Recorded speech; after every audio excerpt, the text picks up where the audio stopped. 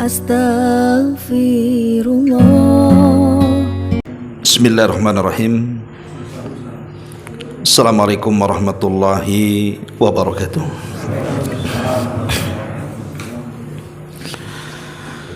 Alhamdulillah wassalatu wassalamu ala Rasulillah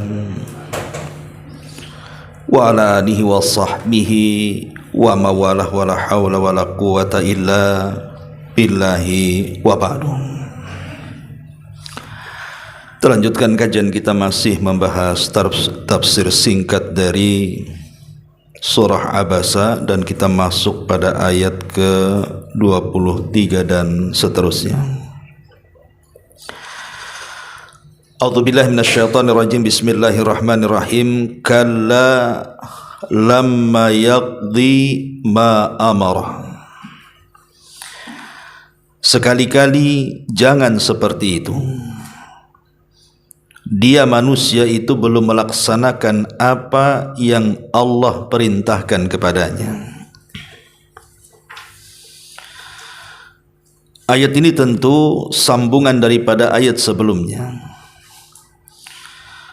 Karena ketika Allah Subhanahu wa ta'ala menyinggung tentang alangkah kufurnya manusia, kutilal insanu ma akfarah, celakalah manusia, alangkah kufurnya mereka. Allah Subhanahu wa ta'ala hendak menjelaskan kepada kita dari ayat ini apa yang dimaksud kufur di sini. Ayat ini khitab kepada orang-orang kafir Quraisy. Jadi orang-orang kafir Quraisy itu mereka mengingkari tidak adanya hari kebangkitan. Tentu ada alasannya kenapa orang-orang kafir Quraisy itu tidak beriman dengan hari kebangkitan. Pertama, karena hari kebangkitan itu sama dengan memutuskan kebiasaan mereka, di mana kebiasaan mereka itu suka melakukan hal-hal kesenangan dunia. Jadi kalau sampai kemudian mereka dibangkitkan kembali oleh Allah Subhanahu wa ta'ala, mereka tidak akan merasakan itu lagi. Karena kebiasaan orang kafir Quraisy itu kan mabok, zina dan yang semacamnya. Kalau setelah kematian ada kebangkitan, maka mereka tidak akan mendapatkan apa yang mereka dapatkan di dunia. Dan mereka akan dihisab. Dan itu yang mereka tidak mau. Belum lagi mereka akan disingkapkan seluruh perbuatan jahat mereka di hadapan Allah Subhanahu wa ta'ala. Makanya perkara-perkara inilah yang menjadikan kenapa orang-orang kafir itu mengingkari tidak ada kebangkitan, karena mereka tidak mau dihisab. Makanya Allah mengatakan kutilal insanu ma akfara, celaka manusia alangkah kufurnya mereka. Kemudian Allah Subhanahu wa ta'ala ingin mengajak bicara orang-orang Quraisy itu tentang dalil adanya kebangkitan dengan peristiwa-peristiwa dunia, di mana Allah mengatakan min ayyi syai'in khalaqah, dari apakah Allah menciptakannya, min nutfatin khalaqahu faqaddara, dari setetes mani dia menciptakannya lalu menentukannya. Thumma as-sabila yassarah, kemudian jalannya dia mudahkan. Thumma amatahu faqbarah, kemudian dia mematikannya lalu menguburkannya. Thumma idza syaa'a ansyara, kemudian jika dia berkehendak dia akan membangkitkan kembali. Di sini Allah katakan kalla lamma yaqdi ma amara. Sekali-kali jangan seperti itu. Jangan terlalu kufur, maksudnya jangan mengingkari hari adanya kebangkitan. Jangan begitu. Dia manusia belum melaksanakan apa yang Allah Subhanahu wa ta'ala perintahkan. Ulama tafsir mengatakan kalimat kalla lamma yaqdi ma amara Ai kalla rad'un lil insan. Kalimat kalla ini adalah sebagai kecaman bagi manusia yang kufur, an kufrihi wa takabburihi wa inkarihi lil ba'thi liyaumil qiyamah, tentang kekufurannya, kesombongannya dan keingkarannya tentang kebangkitan kelak pada hari kiamat. Ma'asyiral muslimin yang dimuliakan Allah Subhanahu wa taala, Allah Subhanahu wa taala menyinggung kalla yaqdi ma amara, maksudnya ay lam yuaddi hadzal insan ma furidu alaihi minal faraid, bahwa manusia ini mereka mengira sudah melaksanakan apa yang Allah kehendaki dalam kehidupan dunia, padahal hakikatnya mereka belum melaksanakan apapun. Di sini ada sindiran kepada kita ikhwatu fiddin muliakan Allah Subhanahu wa taala, ya, bahwa manusia ini ketika Allah Subhanahu wa taala ciptakan kita mulai dari tetes manis sampai kemudian terlahir, sampai kemudian remaja, dewasa, sampai kemudian tua, ada manusia-manusia itu yang mereka mengira bahwa mereka diciptakan begitu saja oleh Allah Subhanahu wa taala. Pada Allah mengatakan lam yutraka, sudah mereka tidak ditinggalkan begitu saja, tapi diutus kepada mereka nabi kemudian diperingatkan.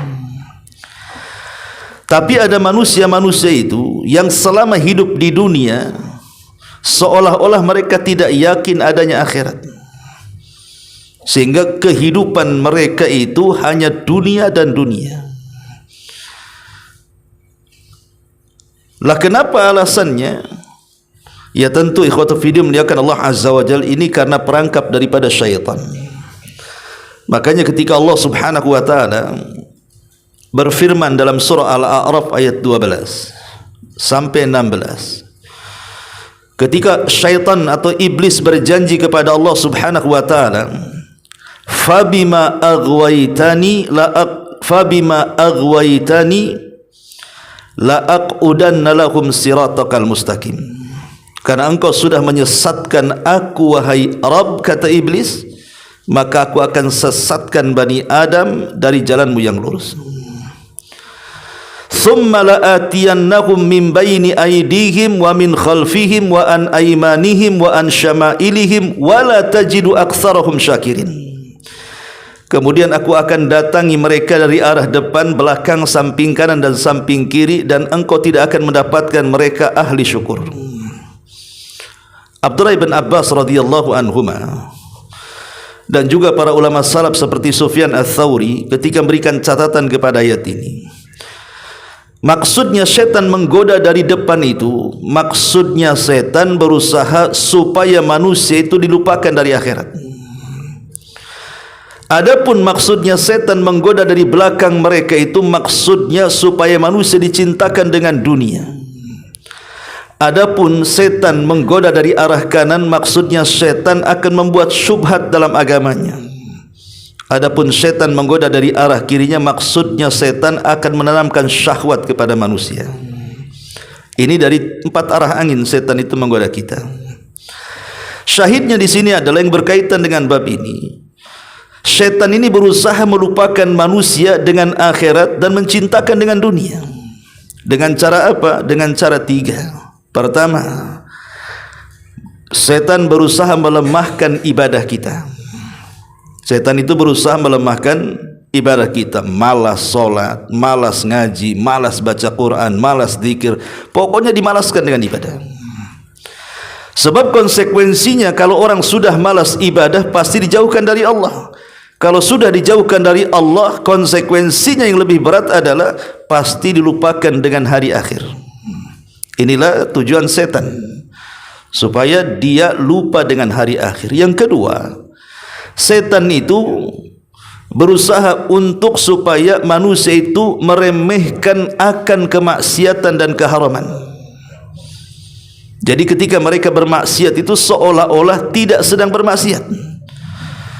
Bagi mereka itu zina biasa, bukan dosa. Bagi mereka khamar itu biasa, tidak dosa. Bagi mereka itu judi sudah biasa, tidak dosa. Membunuh itu biasa, tidak dosa. Bahkan meninggalkan kewajiban seperti solat, puasa itu seolah-olah enggak ada beban bagi hidupnya. Ini kalau seorang manusia sudah meremehkan kemaksiatan, maka secara tidak langsung dijauhkan dari ketaatan. Balik lagi, kalau orang jauh dari ketaatan berarti dijauhkan dari Allah. Kalau dijauhkan dari Allah secara otomatis pasti akan dilupakan dengan akhirat. Ini yang kedua.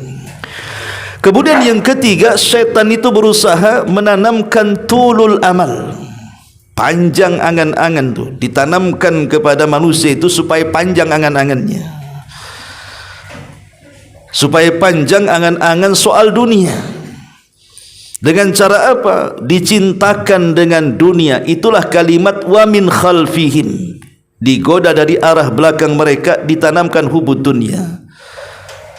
Dari sini Allah Subhanahu wa taala katakan jama'a malan wa addadah yahsabu anna malahu akhlada. Sebab manusia itu kalau sudah mengumpulkan dunia pasti menghitung-hitungnya. Kalau sudah menghitung-hitungnya maka dia kira dia akan mengekalkannya. Itulah yang disabdakan Nabi SAW, "Lau kana libni Adam wadiyani min zahabin labtagha thalithan wala yamla'u fahu bni Adam illa turab."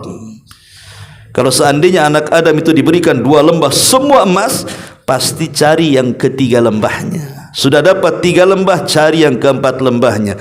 Begitulah tabiat manusia kalau sudah digoda setan. Dia tidak akan puas dengan dunia, kawan. Kalau orang sudah tidak puas dengan dunia, maka angan-angan kepada dunianya itu melambung. Lah disitulah akhirnya dia hanya ingat dunia, tidak pernah ingat akhirat. Sehingga konsekuensinya ada sebagian manusia itu yang berat meninggalkan dunia, karena dia sangka bahwa kebahagiaan itu hanya terbatas di dunia. Dia tidak tahu hakikat dunia, bahwa dunia itu adalah sesuatu yang fana. Dunia itu cuma 2, bisa dia meninggalkan kita atau kita yang meninggalkan dunia. Contoh umpamanya dunia meninggalkan kita. Tuh kasus kebakaran di mana, Los Angeles, California itu. Itu rumah mewah-mewah tuh, bukan sedikit, bukan harga kayak rumah di sini. Harga kacangnya di sana harga mahal-mahal. Tapi rupanya dunia hendak meninggalkan pemiliknya. Kebakaran habis rata dengan tanah. Itu namanya dunia meninggalkan kita itu. Atau kita yang meninggal dunia. Rumahnya masih ada, kemudian kendaraannya juga masih jogrok di situ, tapi orangnya sudah tidak ada, kan? Lah dari sinilah ikhwatu fillah muliakan Allah Azza wa Jal. Di sini ada isyarat singgungan ke situ, bahwa jangan sampai kita ini ketika hidup sampai kematian belum melaksanakan apa yang Allah wajibkan kepada kita. Kalla lamma yaqdi ma amara. Sekali-kali jangan begitulah. Dia manusia itu belum melaksanakan apa yang Allah perintahkan, tiba-tiba mati kemudian dikuburkan. Thumma amatahu fa akbara. Itu nasihatnya, isyarat daripada ayat ini. Kemudian Allah Subhanahu wa taala berfirman di ayat selanjutnya. Allah Subhanahu wa taala mengatakan falyanzuril insanu ila ta'ami.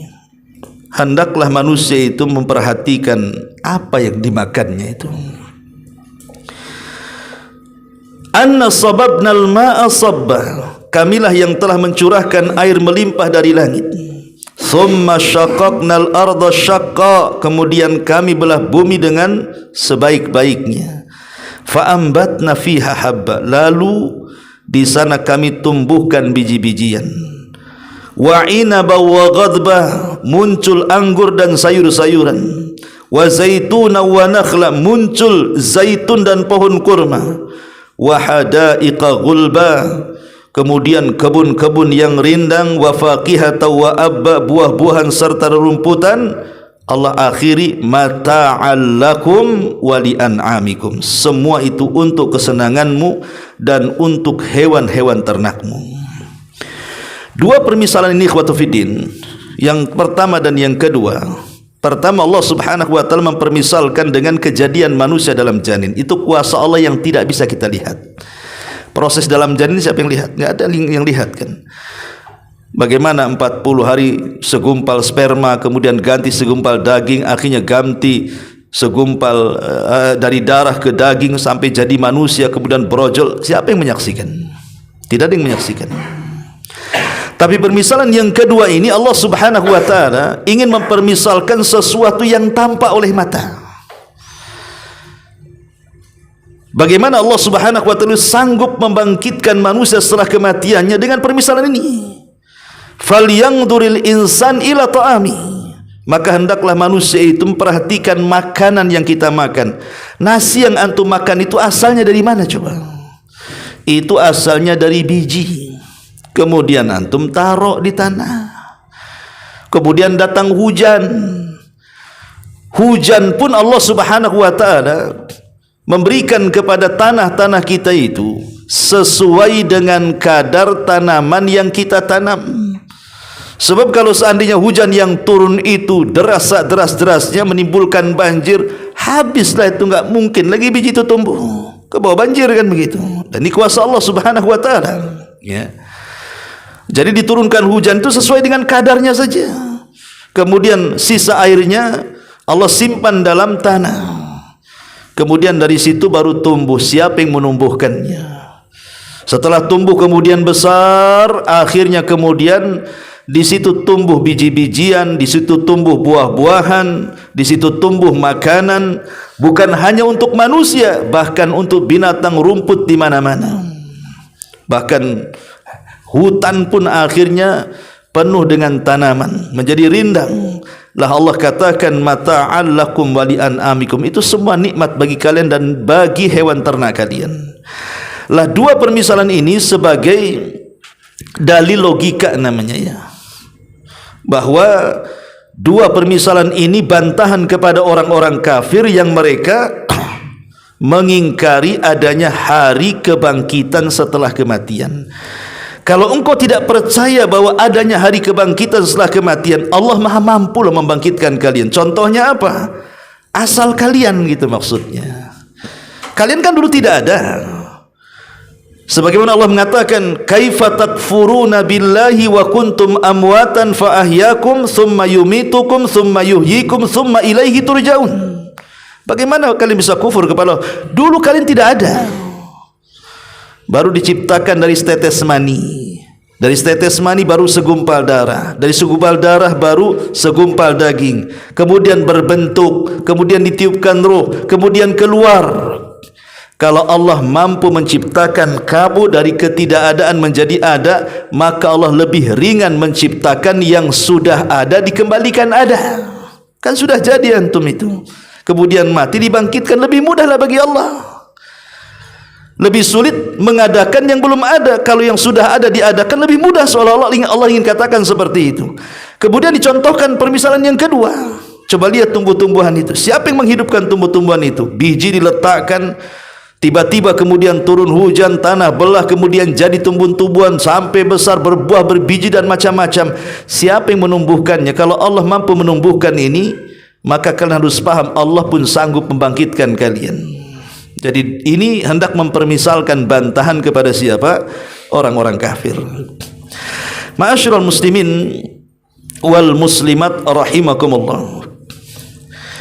Sedikit faedah untuk memperkuat dalil tentang bahwa Allah Subhanahu wa taala sanggup menghidupkan manusia dari kematian. Ada beberapa kisah dalam Quran itu.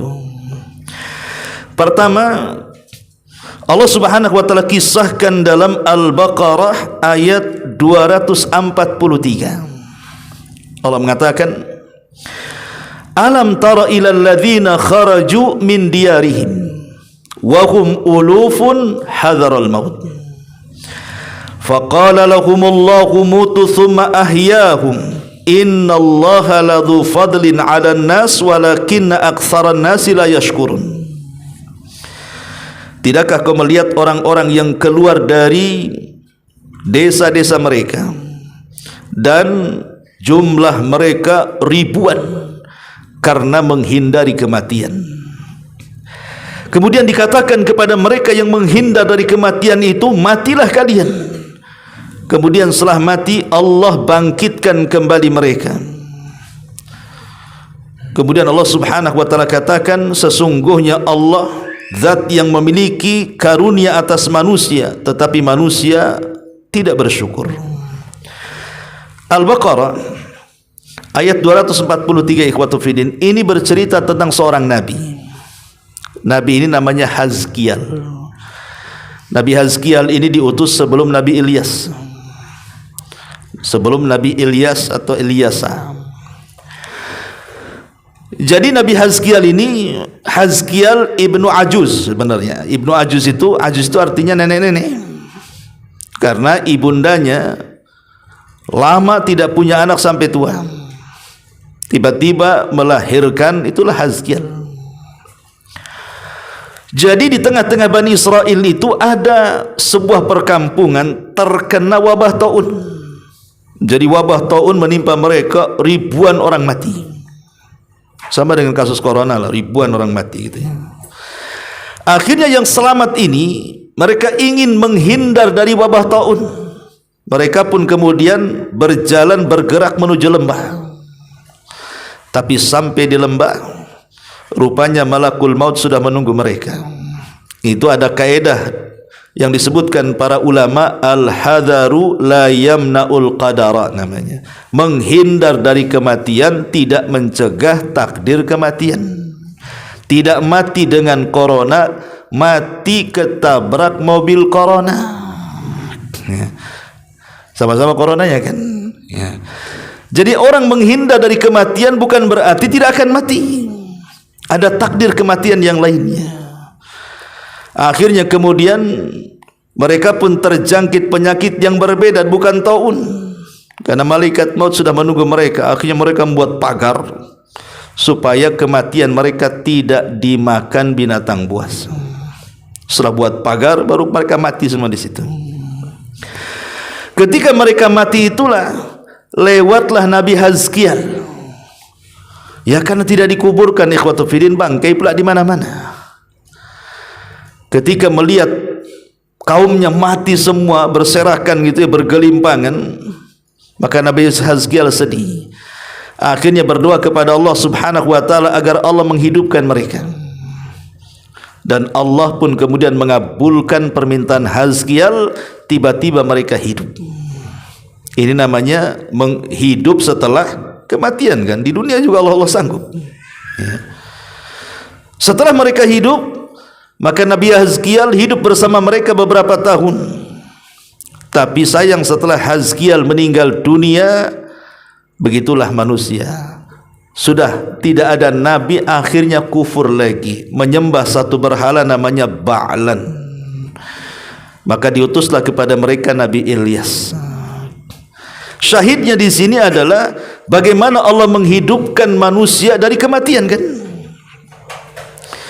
Ada juga yang mengatakan bahwa kisah Hazkial juga tercantum dalam surah Al-Baqarah 259-nya. Ini kan Al-Baqarah 243. Ada lagi kisah dalam Al-Baqarah 259. Apa bunyinya?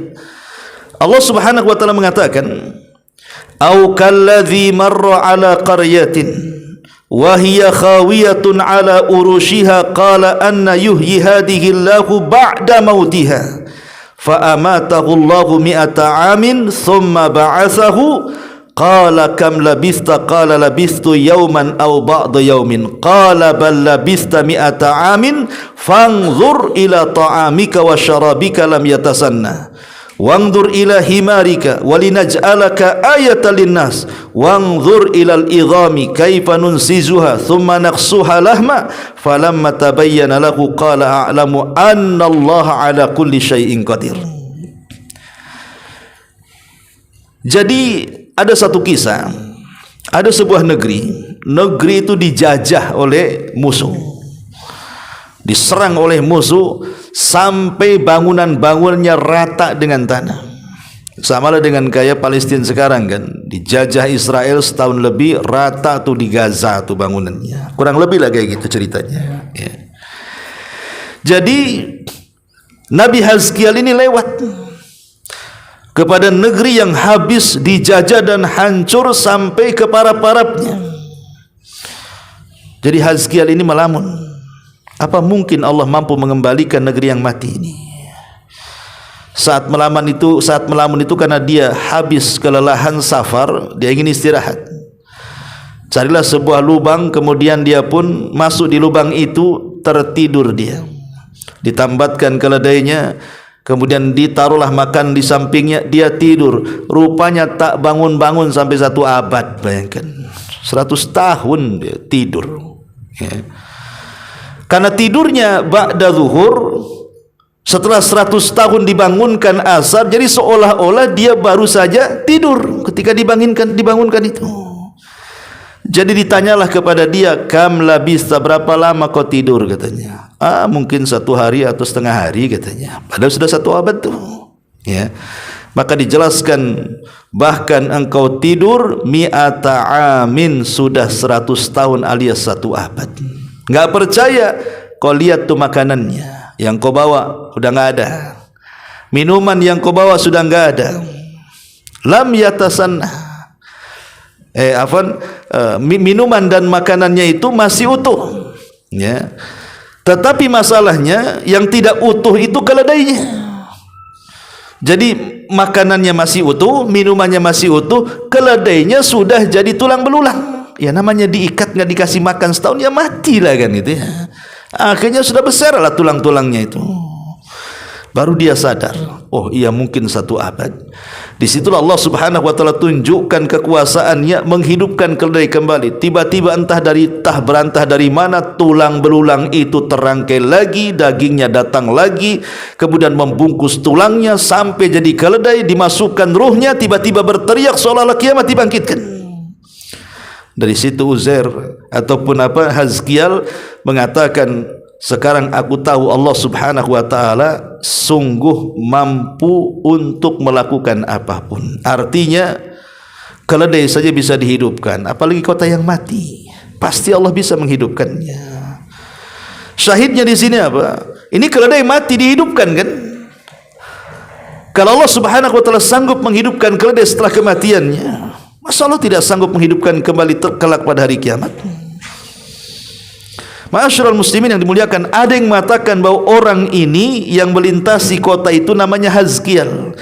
Tapi sebagian ulama seperti Ibnu Ishaq melemahkan riwayat ini, dan yang betul bukan Hazkiel tetapi Uzair, seorang Nabi Uzair yang dipertuhankan oleh orang-orang Yahudi. Yang Allah katakan dalam surah Taubah, wa qalatil yahud Uzair ibnullah wa qalatin nasara al-masih ibnullah. Berkata orang-orang Yahudi Uzair itu anak Allah, berkata orang Nasrani Isa itu anak Allah.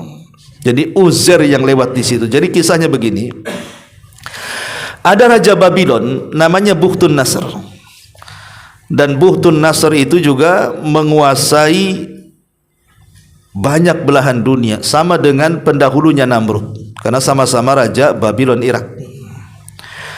Jadi Bukhtun Nasr ini membawa pasukan besar menghancurkan Palestina dan membunuh orang-orang Yahudi.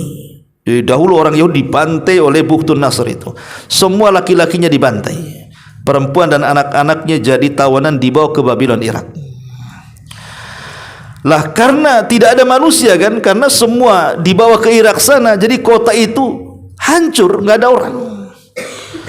Sementara sebagian orang Yahudi yang selamat, mereka tunggang langganglah kabur. Lah Uzair itu lewat di situ, melihat kota yang hancur berantakan, dia berpikir, makanya dia mengatakan, anna yuhyi hadhillahu ba'da mautiha, mungkinkah Allah mampu menghidupkan setelah kematian kota ini? Uzair ini tidak ragu dengan Allah, tidak. Cuman kayak kita lah sekarang nengok Gaza, mungkin gak Gaza itu kayak kemarin lagi, gitu maksudnya, ya. Akhirnya kemudian Allah Subhanahu wa ta'ala membuktikan ucapannya ketika Uzair sedang beristirahat. Itulah Allah akhirnya tidurkan Uzair 1 abad tuh. Ketika bangun, rupanya kota itu sudah hidup lagi setelah 1 tahun itu, setelah 1 abad itu. Dan sebelumnya Uzair ditampakkan kuasa Allah ketika melihat minumannya utuh, makanannya utuh. Pada 1 abad, ikhwan, antum aja naruh roti, jangan 1 abad, 1 tahun di belakang rumah hilang tuh roti itu. Ini 1 abad, ini kan kuasa Allah membiarkan roti dan makanannya itu utuh. Masalahnya keledainya sudah mati, bahkan sudah jadi tulang belulang. Disitulah Allah tampakkan kekuasaannya, merangkai lagi tulang, akhirnya menjadikan keledai hidup, kemudian berteriak. Barulah Uzair mengatakan, kalau Allah sanggup menciptakan Uzair kembali, maka tidak mustahil Allah bisa menghidupkan kota yang mati itu. Di sini juga syahidnya bahwa Allah sanggup menghidupkan dari kematian. Kemudian yang ketiga, kisah Nabi Isa. Kisah Nabi Isa alaihi salatu wassalam juga disebutkan di dalam Al-Quranul Karim. Surah Al-Imran ayat 49. Allah mengatakan, wa rasulan ila bani Israel. Dan Isa adalah seorang rasul yang diutus kepada Bani Israel. Inni qad ji'tukum bi ayati mir rabbikum. Kata Isa, aku telah datang kepada kalian dengan tanda kuasa dari Rabb kalian. Inni akhluqu lakum minat tini kahayati tayri. Aku sanggup menciptakan untuk kalian sebuah burung yang terbuat dari tanah. Jadi Isa itu ngambil tanah lempung, dikual-kual, kemudian dibentuk burung. Ya. Kemudian fa'anfuhu fihi, ditiup oleh Isa. Apa yang terjadi? Fayakunu tayran biidznillah. Tiba-tiba tuh burung yang terbuat dari tanah berubah menjadi burung asli dan hidup. Dan itu mukjizatnya Nabi Isa. Ya tentunya apa? Karena izin dari Allah Subhanahu wa taala. Isa bisa melakukan seperti itu karena izin Allah. Allah yang membuat burung itu hidup dari tanah liat. Dan ini menunjukkan Allah itu ala kulli syai'in qadir, bisa menghidupkan benda mati. Dan salah satu mukjizat Nabi Isa juga adalah bukan hanya mampu melakukan itu, bahkan menghidupkan manusia yang sudah mati. Isa juga bisa. Abdullah bin Abbas radhiyallahu anhuma menceritakan bahwa Isa itu pernah menghidupkan 4 jiwa. Pertama, ada orang namanya Azir. Azir itu temannya Isa bin Maryam. Jadi karena teman dekatnya Isa bin Maryam, satu hari karena Azir itu tempatnya jauh dan dia sedang sakit parah dan mendekati kematiannya. Jadi saudari daripada Azir ini mengutus suaminya untuk memberitahu kepada Isa bahwa temannya namanya Azir sedang sakaratul maut. Tolong datang, takziah bahasa kitanya. Akhirnya Isa pun kemudian berkunjunglah, ingin berjumpa dengan kawannya. Cuman perjalanannya jauh dari tempat dia ke tempat Azir kawannya itu 3 hari. Ketika sampai di kampung si Azir itu, rupanya Azir itu sudah mati dari 3 hari yang lalu. Semenjak Isa berjalan dari kampungnya, Azir sudah meninggal. Ketika 3 hari sampai, ya sudah dikuburkanlah. Maka Isa pun mengatakan kepada saudarinya, tunjukkan kuburannya. Datanglah Isa kepada kuburan si Azir ini. Ketika sampai di kuburannya, maka Isa pun berdoa dengan menggunakan Ismul Azam, nama-nama Allah yang agung. Maka di sini keajaiban tumbuh, tiba-tiba kuburan itu belah. Keluar si Azir dalam kuburan hidup-hidup tuh. Itu disaksikan Bani Israel tuh. Ya. Kemudian setelah itu ada kisah yang kedua. Nabi Isa ini sedang berjalan. Tiba-tiba kemudian dia melihat ada seorang wanita sedang menangisi anak yang sudah meninggal, dan anaknya itu penopang hidupnya. Kisah Ibnu Ajuz namanya, anak nenek tua. Jadi nenek ini menangis karena meninggal anaknya, sementara anak itu yang menopang hidupnya. Isa lewat di situ, maka melihat kasihan dengan nenek itu. Akhirnya Isa pun menghampiri anaknya yang sudah meninggal, berdoa kepada Allah, diusap, hidup lagi dia. Dan dua-duanya hidup lama, baik Azir hidup lama sampai punya anak, atau anak wanita ini juga hidup lama sampai punya anak juga. Ya. Kemudian setelah beberapa masa, rupanya Azir ini yang dihidupkan pertama tadi punya anak, meninggal juga anak itu. Maka dia minta bantuan kepada Isa bin Maryam agar anaknya dihidupkan, dan Isa pun berdoa kepada Allah, hidup pula anak itu. Ini kan mukjizat besar dari mukjizat Nabi Isa, disaksikan Bani Israel. Tapi Bani Israel ini dasar degil, ikhwan. Ya. Mereka kan orang yang keras hati. Itu mukjizat katanya, konspirasi katanya. Jangan-jangan Isa itu sudah kerjasama dengan si Azir dan anaknya, pura-pura mati kemudian dihidupkan jadi hidup katanya. Jadi justru diingkari mukjizat para nabi itu. Akhirnya mereka meminta kepada Isa, cari orang yang tidak hidup di zamannya, hidupkan dia. Permintaan yang ngeri. Ya. Kalau mereka kan hidup di zamannya kan, cari kuburan yang kuburan itu bukan hidup di zamannya. Ada yang mengatakan kisahnya begini. Jadi Isa ini sedang berceramah di hadapan Hawariyun, murid-murid pilihannya. Nyeletuklah salah satu Hawariyun ini kepada Isa, wahai Isa, engkau dari tadi cerita bahtera kapalnya Nuh katanya. Jarak engkau dengan Nuh itu berapa abad? Tak ketemu katanya. Kami tidak percaya sampai yang menceritakan orang yang di perahu itu katanya. Jarak Isa ke Nuh ini terbentang kemana-mana. Ya. Tiba-tiba dia mengatakan, aku enggak percaya dengan cerita bahtera yang kau ceritakan. Aku akan percaya kalau yang menceritakan itu yang numpang di perahu itu katanya. Akhirnya kemudian kata Isa, baik kalau gitu kita cari kuburannya.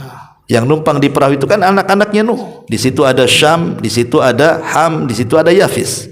Ya, dicarilah kuburan Syam.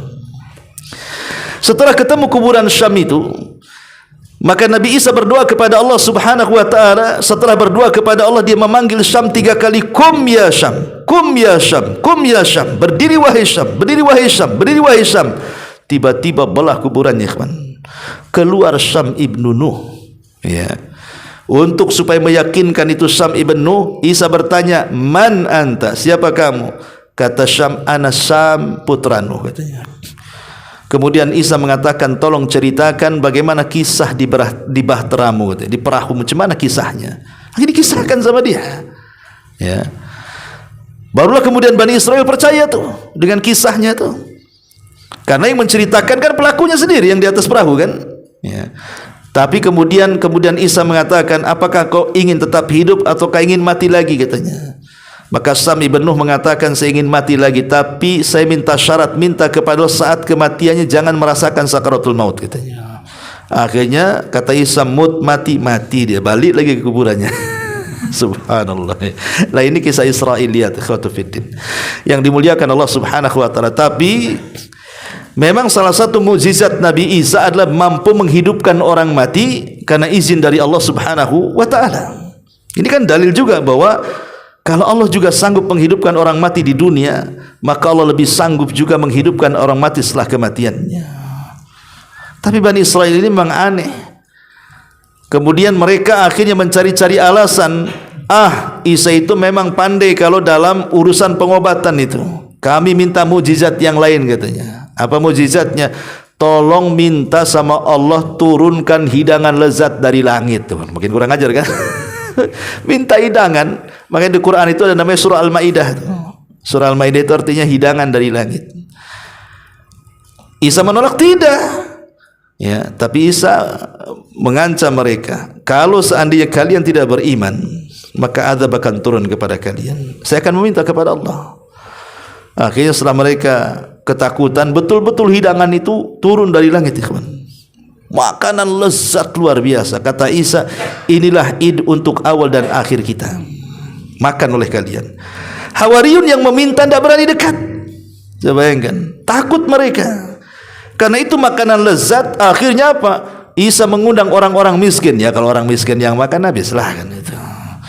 Tapi subhanallah, setiap orang yang makan hidangan itu, kalau dia punya penyakit langsung sembuh. Orang stroke langsung jalan, asam urat hilang, asam uratnya, darah tingginya hilang, semua hilang. Ya, karena Isa itu mukjizatnya kan berkaitan dengan kesembuhan. Kan semua para nabi itu mukjizat itu biasanya disamakan dengan adat istiadat kaumnya, seperti Nabi Musa. Kenapa kok mukjizatnya tongkat jadi ular, tangan dimasukkan ke situ tiba-tiba bercahaya kan? Ya karena memang di zaman Nabi Musa itu dunia sihir itu sedang puncak-puncaknya. Banyak markas, banyak pesantren sihir, ya kayak madrasah Harry Potter atau apa. Ya. Lah Isa ini di zaman dia memang perobatan, orang suka ngeracik-ngeracik obat. Sehingga ditemukan penyakit-penyakit yang dulunya aneh jadi biasa. Maka Isa pun harus lebih sakti lah daripada tabib-tabib, bukan gitu. Dibuatlah mukjizat yang berkenan dengan perobatan, sama dengan Nabi kita. Karena di zaman Nabi kita diutus oleh Allah menjadi nabi dan rasul, orang Arab itu gandrung dengan syair masalahnya. Mereka suka dengan tata bahasa yang tinggi, bersyair, jadi pujangga hebat. Maka turunlah Al-Quran, bahwa bahasa Quran jauh lebih hebat dibandingkan bahasa syairnya orang Arab. Dan begitu, ya umumnya mukjizat itu biasanya disamakan dengan kebiasaan kaumnya. Ya. Baik, kemudian ini kisah yang ketiga. Kisah yang keempat itu dijelaskan juga di dalam surah Al-Baqarah ayat 73, di mana Allah Subhanahu wa taala mengatakan faqul nadribuhu bi ba'diha kadzalika yuhyillahul mauta wa yuriikum ayatihi la'allakum ta'qilun. Maka kami katakan, pukullah sebagian badannya dengan sebagian anggota sapi betina yang sudah disembelih itu. Ya. Begitulah Allah akan hidupkan orang yang mati itu, dan Allah akan perlihatkan tanda-tanda kekuasaannya agar kalian berfikir. Al-Baqarah ayat 73 ini menceritakan tentang Baqarah Bani Israel. Makanya surah Al-Baqarah disebut Al-Baqarah karena kisah ini. Ya, kisah tentang sapi betina. Jadi ada orang kaya, tidak punya anak. Akhirnya, tapi dia punya keponakan. Karena tidak punya anak, ambillah keponakan sebagai anak angkatnya. Setelah besar, keponakan ini kurang ajar, dia ingin menguasai hartanya. Tetapi dia tidak sabar, tergesa-gesa ingin membunuh ayah angkat yang merupakan pamannya. Dengan cara apa? Dengan cara sadis. Malam-malam kemudian diajak pergi, kemudian dibunuh di jalan. Setelah dibunuh di jalan, dilempar ke kabilah sebelah, supaya bukan hanya dapat warisan pamannya, tapi dapat diat dari kabilah sebelah. Nanti kan yang dituduh membunuh kabilah sebelahnya kan. Kalau mereka tidak mau mengakui, maka mereka harus bayar diat tuh 100 ekor unta. Cerdasnya dia, dapat waris, dapat harta diat. Ya. Lah kabilah sebelah yang mendapatkan jasa tidak diterima kalau mereka yang membunuhnya. Akhirnya kemudian antara yang menuduh dan yang dituduh, dua kabilah ini hampir perang, karena orang yang mati ini orang terpandang, orang baik di tengah-tengah kaumnya. Ketika hampir perang, sebagian orang yang berakal di antara mereka mengatakan, ngapain kita perang katanya, di hadapan kita Nabi Musa kok. Ayo kita datang ke hadapan Nabi Musa.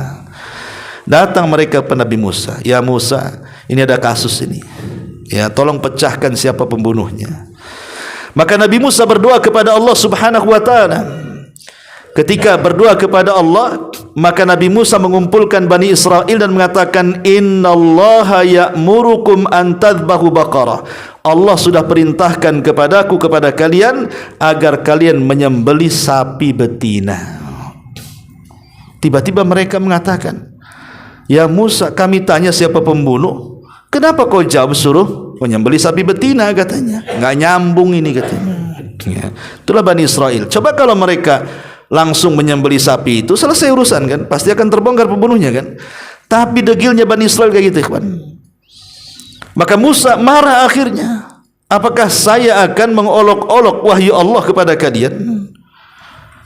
Laksanakan saja katanya. Bolehlah mereka bertanya soal sapinya. Nah, ini mereka ta'anud, mulai menyusahkan diri tuh. Sapinya kayak apa warnanya wahai Musa katanya. Kata Musa, warnanya safra, faqi'ul launuha tasurun nadirin. Warnanya harus kuning pekat, nggak ada warna yang lain. Dan kalau orang memandangnya langsung suka katanya. Ya. Kemudian bertanya lagi, kami belum puas, macam mana dengan umurnya? Kata Nabi Musa, yang nggak terlalu tua, nggak terlalu muda lah katanya. Kemudian mereka nggak puas lagi, apakah sapi ini pernah dibajak, dibuat kerja ngangkut air atau enggak? Kata Nabi Musa, enggak, ini sapi liar katanya. Kan makin sulit nyarinya kawan. Udah warna kuning pekat lagi, kalau mandang orang langsung suka. Kan tidak semua orang suka sapi. Orang yang bertanya untuk ta'annud, pertanyaan yang tidak ada faedahnya, memberat-beratkan diri sendiri. Bertanya sesuatu yang tidak ada faedahnya. Ustaz mau tanya, ya silahkan. Mungkinkah laki-laki keluar haid? Untuk apa antum bertanya kayak gitu? Ya. Apa gunanya? Laki-laki sampai kiamat gak akan keluar haid. Walaupun dia banci sekalipun gak akan keluar haid. Ya. Itu kan pertanyaan yang konyol, ikhwan. Ya. Ustaz mau tanya, iya, mungkinkah Allah menciptakan batu, setelah batu tercipta Allah gak sanggup mengangkatnya? Kan kurang ajar itu. Lah pertanyaan-pertanyaan yang kayak gini ini sama dengan pertanyaan Bani Israel namanya, ta'anut namanya. Memberat-beratkan diri, enggak ada faedahnya tuh. Akhirnya apa kata Allah? Allah gambarkan hampir-hampir mereka tidak sanggup untuk melakukannya. Bukan tidak ada sapinya, masalahnya sapi itu yang punya anak yatim. Ketika kemudian anak yatim ini tidak punya warisan kecuali sapi itu, malaikat Jibril datang dalam bentuk manusia, kemudian menjumpai anak yatim dan mengatakan, "Nak, sapimu dicari satu Bani Israel dan pasti akan dibeli. Jangan kau menjual kecuali seharga emas seberat sapimu," katanya. Enggak stres tuh ngumpulin emas seberat sapi. Ya. Akhirnya apa? Betul. Setelah kemudian melihat sapinya, memang cantik sapinya. Enggak ada orang enggak suka dengan sapinya. Tapi masalahnya harganya, bro. Harganya mahal, seberat sapi emas, bayangkan. Tapi bagaimanapun karena mereka sudah terikat dengan perjanjian, ingat, kalau mereka sudah perjanjian, tidak boleh tidak dilaksanakan, kalau tidak turun adab. Mau tidak mau mereka akhirnya apa? Melorotilah mas-mas istrinya, anak perempuannya dikumpulkan sampai betul-betul seberat sapi. Kemudian diambil sebagian anggota badan sapi, dipukulkan ke orang mati, bangun orang mati itu. Kemudian Musa bertanya, "Man qatalak?" Siapa yang membunuhmu? Tengok kiri kanan, tengok ponakannya. "Oh, itu yang bunuh saya," katanya. Habis itu mati lagi. Cuma nunjukin itu pembunuhnya, mati lagi. Ya, terungkaplah kasusnya. Lah ini juga syahid bahwa Allah Subhanahu wa taala itu sanggup menghidupkan setelah kematian, kan. Ini kisah-kisah seperti ini ada di Al-Qur'an semuanya. Atau kisah Nabi Allah Ibrahim alaihi salatu wassalam. Kisah Nabi Ibrahim alaihi salatu wassalam yang ketika Allah Subhanahu wa taala memerintahkan Nabi Ibrahim alaihi salatu wassalam untuk mengumpulkan 4 unggas, ya, burung, ayam, entok atau apa gitu ya. Kemudian sudah dipotong-potong. Kemudian badannya yang satu taruh sana, sayapnya satu taruh sana, cekernya di sana, semuanya akhirnya menyebar. Tapi kata Allah, "Tsummad'uhun," panggil sekarang wahai Ibrahim, "ya'tinaka sa'ya," pasti mereka akan datang segera kepadamu. Betul. Ketika Ibrahim kemudian menyeru unggas yang sudah dipotong-potong dan disebar di semua lautan itu, di semua gunung itu, tiba-tiba kemudian terbang tuh anggota-anggota badan, nyatu lagi, hidup lagi. Lah kisah-kisah ini ikhwatu fiddin muliakan Allah Azza wa Jalla sebagai bukti bahwa Allah itu ala kulli syai'in qadir, mampu menghidupkan setelah kematian. Mampu menghidupkan setelah kematian. Makanya kalau kita lihat Al-Qur'anul Karim, ikhwan, metode ketika meyakinkan bahwa Allah Subhanahu wa taala ala kulli syai'in qadir. Pertama, disebutkan fataratan bitasri. Terkadang Allah Subhanahu wa taala dengan membahasakan dengan sangat jelas sebagaimana Allah mengatakan dalam surah At-Taghabun, "Qul bala wa rabbi latub'atsun." Katakan, ya, Rabbku sanggup membangkitkan. Itu namanya tasri. Betul-betul Allah mengatakan secara jelas dalam Quran dia sanggup membangkitkan. Yang kedua, ya, wa taratan bitadhkiril insan binash'atihil ula. Atau Allah mengingatkan manusia dengan penciptaannya yang pertama. Sebagaimana Allah mengatakan dalam surah Tariq, ya, "Falyanzuril insanu mimma khuliqa mimma indafik yakhruju min bainis sulbi wat taraib innahu ala raj'ihi laqadir." Hendaklah manusia melihat dari apa dia diciptakan.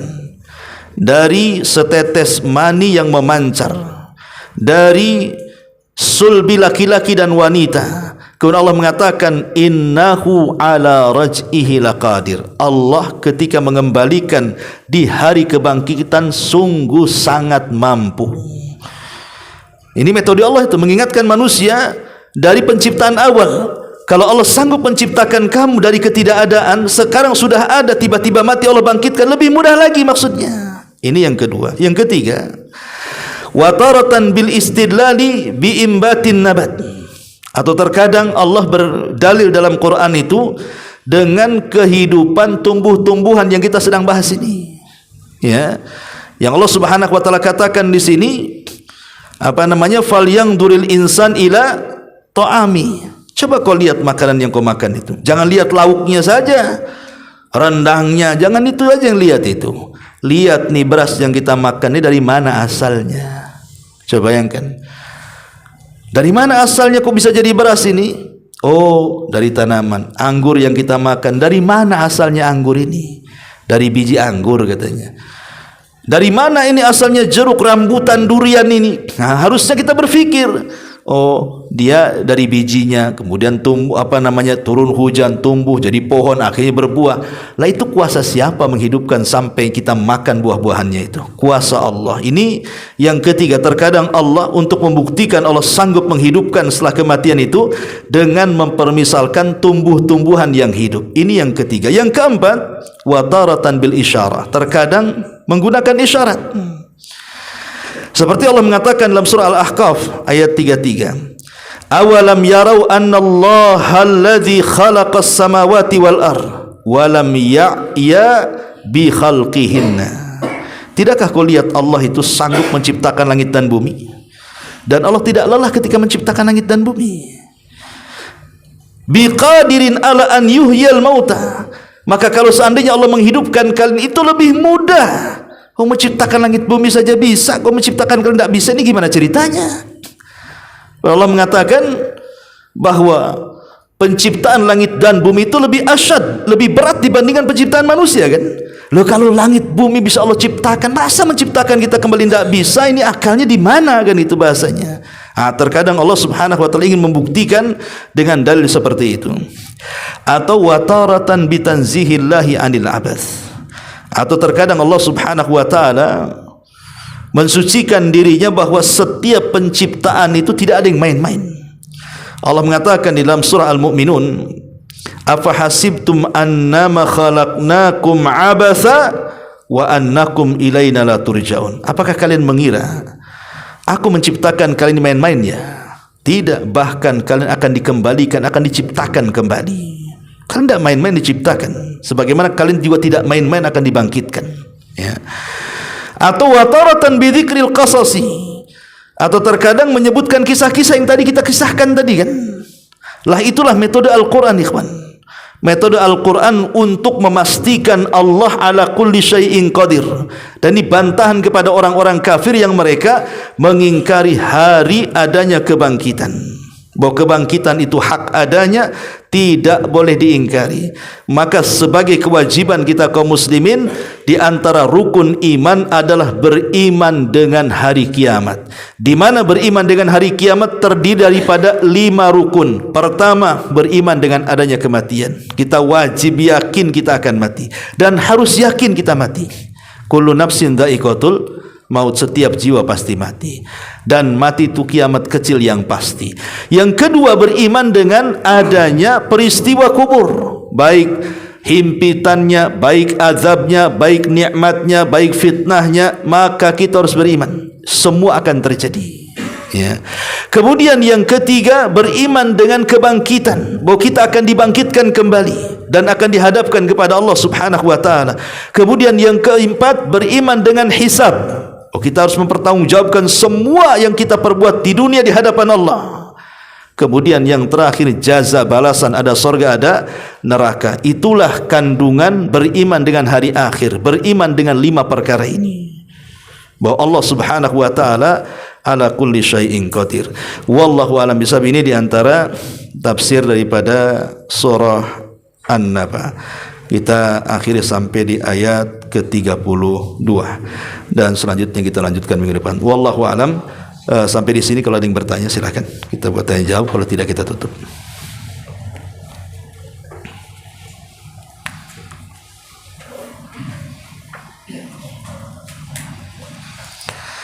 Taib, karena tidak ada, kita tutup dengan doa kafaratul majlis. Subhanakallahumma bihamdika, asyhadu an la ilaha illa anta astaghfiruka wa atubu ilaik. Allahu ta'ala alam. Assalamualaikum warahmatullahi wabarakatuh.